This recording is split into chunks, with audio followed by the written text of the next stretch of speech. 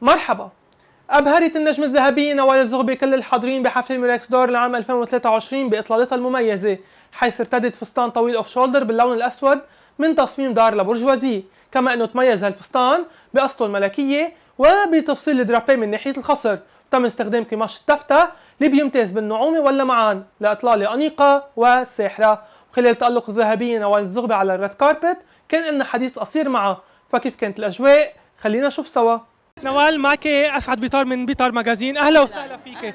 نوال بدي لك مبروك التكريم، والفانس حملوني سؤال، البوم لنوال جديد اي متى؟ ما بدي اعمل البوم لانه الالبومات بتحترق، لانه لما بدي انزل البوم فرد مره الاغاني كنت بالاول تشتري سيدي تحطه بالسياره تروح تجي تسمع السيدي قاعد هلا بوجود الديجيتال والسوشيال ميديا صار الالبوم بضاين شهر او شهرين.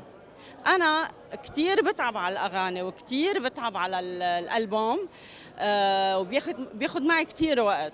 بقى ماني بوارد انه نزل البوم وشغلي يروح دعم من الاخر يعني. نوال عندي بعد سؤال اخير لإلك، لو كان في شخصيه بتحبي تكون موجوده معك عم تحضرك عم تتكرمي، مين بتكون هالشخصيه؟ شخصيه تاريخيه فنيه ايدل لإلك كنت بتحب تكون موجوده معنا اليوم؟ يعني انا كنت بتمنى الله يرحمه الاستاذ سيمون اسمر يكون موجود.